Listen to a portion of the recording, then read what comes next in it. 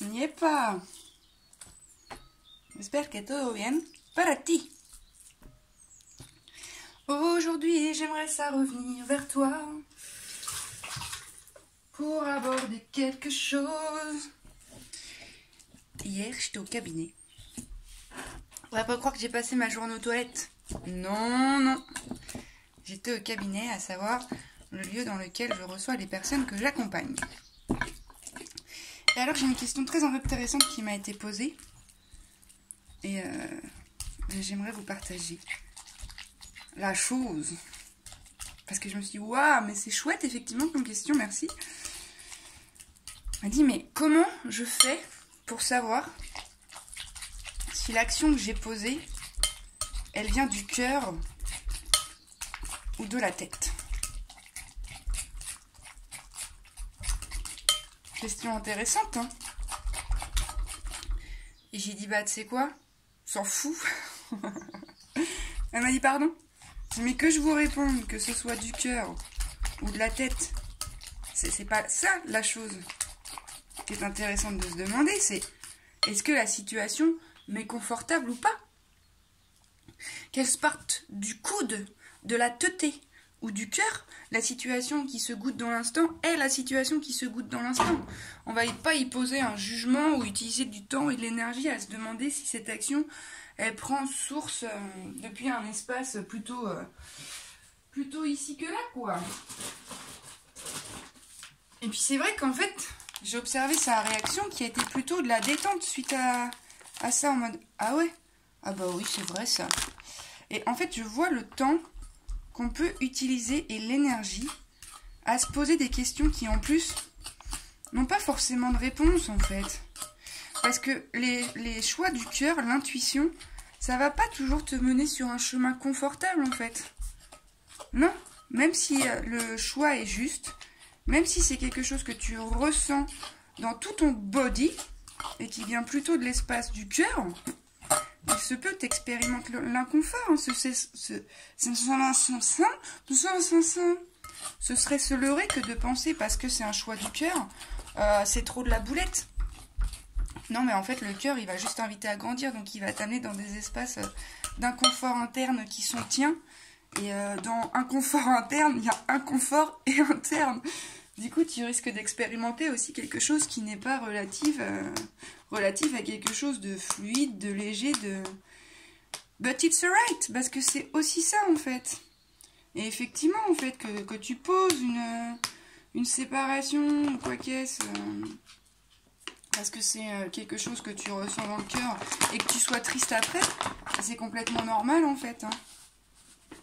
Et puis que l'action que t'es posée entraîne derrière elle d'autres processus, quand bien même elle était juste et que ces processus ne sont pas confortables, bah ça l'est tout autant.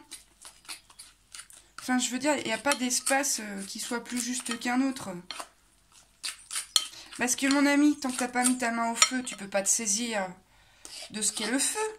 Bon bah tant qu'effectivement la tête est aux commandes et qu'elle t'amène à expérimenter des gros murs qui t'arrêtent, ben tu sais pas ce qu'est un mur, et en ce sens tu peux pas te dire c'est pas vraiment ce que je veux, les murs, et tu peux pas te goûter davantage et puis te poser des questions de mais qu'est-ce que je veux en fait? Mais je veux pas de mur. Alors bon, c'est une bonne et une mauvaise nouvelle. C'est une bonne et une mauvaise nouvelle parce que c'est très bien de savoir ce que tu veux, ça n'empêchera en rien de regoûter des murs. Dans mes manières de dire que de toute façon, en fait, t'as pas grand pouvoir sur ce que tu te fais vivre.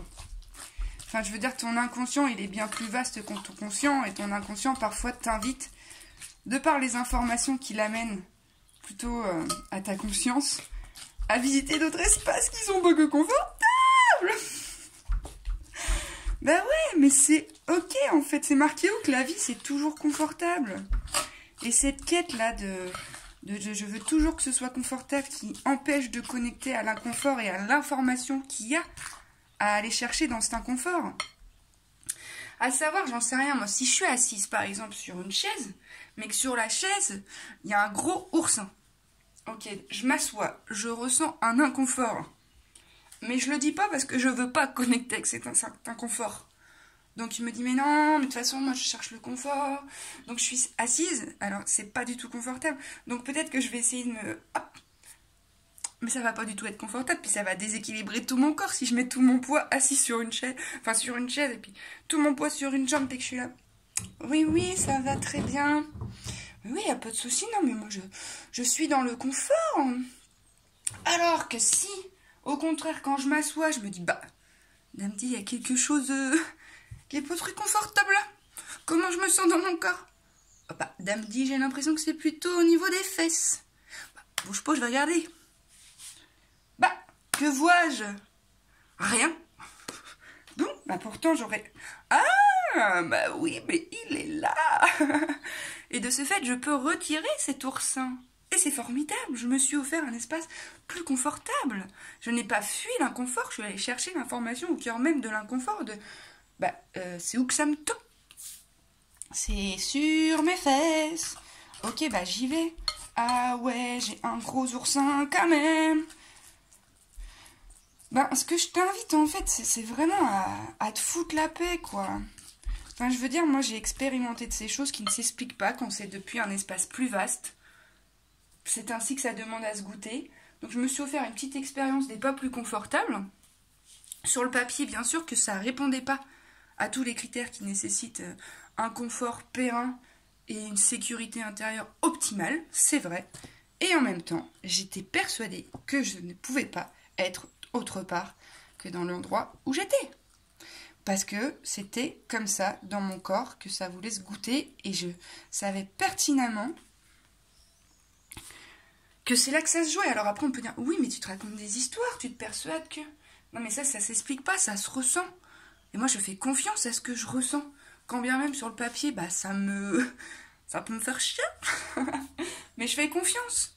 Et je me dis, voilà, pour l'instant, je suis là. Il y a quelque chose qui demande à se goûter ici. Bon, bah, vas-y, on va faire au mieux pour être au confort. Et dans cet inconfort, accepter aussi ce qui est là pour se déposer confortablement dans l'inconfort. Et je veux dire, à partir du moment où tu es là, bah oui, je suis là pour l'instant. Non, c'est que passager. Je sais que ça va pas durer ou quoi qu'est-ce. Ben voilà, il y a aussi un moment où tu laisses l'espace à autre chose d'advenir parce que tu laisses circuler, quoi. Et puis, bah effectivement, l'expérience, elle s'est terminée de façon magnifique puisque de toute façon, elle s'est pas très bien terminée. Donc c'était aussi une manière de dire, c'est bon, tu as compris la leçon. Ta place n'est pas ici. Notamment, moi, c'était sur l'apprentissage de plutôt des limites ou plutôt de à quoi tu as le droit, tu vois. En fait, bah voilà, en fait, moi, mais j'ai le droit à bien mieux. Ah ouais, c'est vrai, mais j'avais un peu oublié. Merci la vie de me le rappeler. J'ai un petit peu des bleus, inquiète pas où ça va passer. Et ouais, après il faut un petit temps pour se remettre de l'histoire ou pas, ça dépend comment ça se passe. Et puis après... bah la vie elle continue, je veux dire, mais au cœur même de l'inconfort se cache quelque chose, comme toujours. Et tu ne peux pas savoir tout le temps depuis quel espace s'opèrent tes actions, mais qu'importe, en fait, c'est au service du vivant. Ça va te permettre de grandir. Et le grandissement, mais c'est pas toujours confortable. Mais regarde quand tes dents, elles ont poussé. Mais laisse tomber la neige, mais ça fait mal. Et pourtant, c'est pour la boulette aujourd'hui d'avoir des dents. Avec la manière de dire qu'effectivement, quand tu grandis, alors à un moment donné, tu arrêtes de grandir physiquement, puis il y a le processus de vieillissement, de maturation, de sagesse qui continue à l'intérieur, donc c'est magnifique. Mais je veux dire, en fait, bah ouais, qu'importe le chemin, qu'importe d'où part la chose. Si c'est parce que tu es dépendant affectif, si c'est parce que tu es en insécurité, si c'est parce que c'est la grâce qui t'a montré ce chemin. L'expérience, si elle a voulu se goûter comme ça, c'est pour te permettre d'expérimenter quelque chose qui va t'être favorable. Que ce soit une prise de conscience, que ce soit une expérience concrètement parlant, qu'importe, toujours tu vas pouvoir te rapprocher de toi à travers les expériences que tu expérimentes. Et ces expériences, parfois, elles vont te coûter.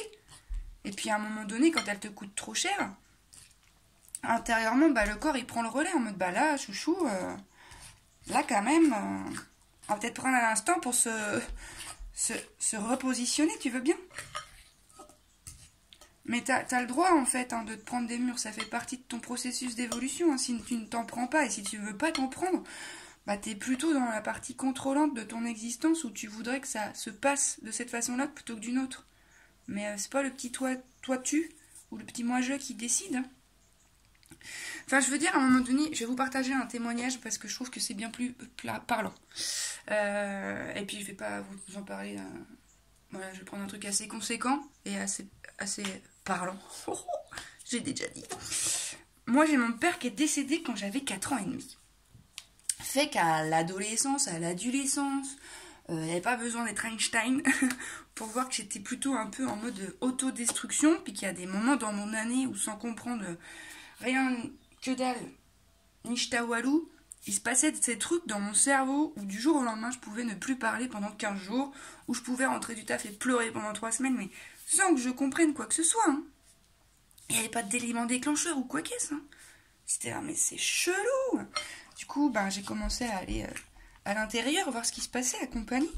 Puis c'est vrai qu'on m'a dit, bah, t'as pas fait le deuil de ton père. Et puis, bah, je me doutais, puisque j'en parlais d'une façon tellement détachée. Puis même quand j'en parlais, j'étais là, mais man, j'ai l'impression que je parle de la voisine. Hein. Enfin, moi, je te raconte mon histoire, mais c'est ok. Hein. Alors au début, je me suis cachée, bah, ouais, mais c'est comme ça, c'est la vie, quoi.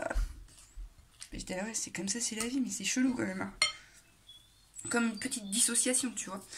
Et en fait, j'ai traîné ma carcasse de cabinet en cabinet, puis j'ai entendu, mais à un moment donné, il faut faire son deuil, hein.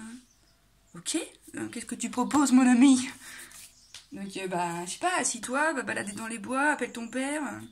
Ok, mais j'ai pas son numéro. Non, je plaisante, mais je veux dire, j'étais là. J'essayais de connecter à cette absence ou à cette personne. Il n'y a rien qui se jouait, quoi. Et en fait, il n'y a pas plus tard qu'1 an et demi, quand j'ai acté une séparation, bah, cette séparation a résonné sur la séparation première avec mon père. Mais je veux dire, des séparations, j'en avais déjà posé 4. C'est pas moi qui ai décidé que celle-ci, ça allait mettre en jaillisseur émotionnel de toute cette tristitude qui était en moi, cachée dans mes viscères. Et là, je te dis, mon ami, bah laisse tomber, je l'ai pleuré, mon père. Je me suis retrouvée en PLS de la vida. Mais papa, t'es où? Ah, t'es mort. 25 ans après, quoi. Donc, je veux dire, c'est pas toi qui choisis, puis il n'y a pas une question de réussite ou d'échec. Parce que parfois, j'entends, elle n'arrive pas à faire son deuil. Mais man, elle n'est pas plus con que toi, hein, si elle avait un bouton pour dire je fais mon deuil, je me l'étouffe, puis je passe à autre chose. Mais je pense qu'elle le ferait. Mais là, c'est pas possible pour l'instant, en fait. Point barre, il n'y a pas de jugement à poser. Pourquoi tout le temps, tout doit être contrôlé? Mais parce que je crois qu'on est un petit peu en insécurité et que dans l'instant présent, le seul qui existe, on est un petit peu déserté, quoi. On est soit dans le passé, soit dans un futur, mais on est rarement dans cet espace-là, finalement. Donc ça aussi, c'est alright.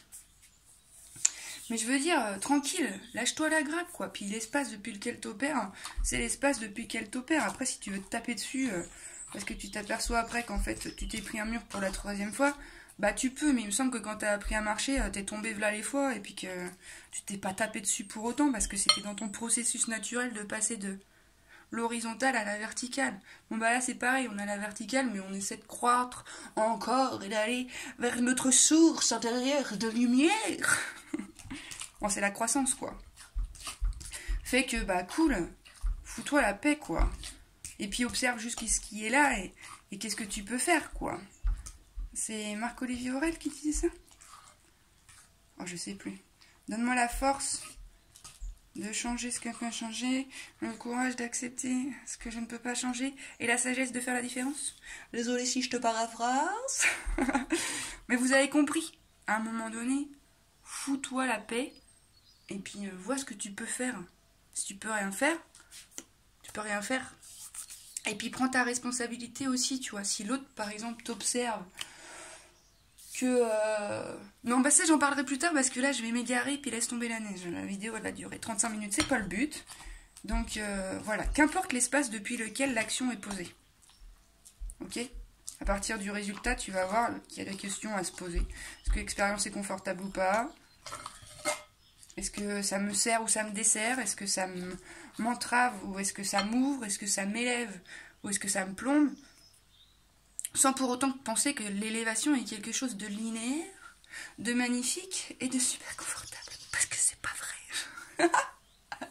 Tu vas te prendre plein d'oursins sur ce chemin. Bah c'est ok, tu pourras les enlever. Hein. Ok, bon je m'arrête là.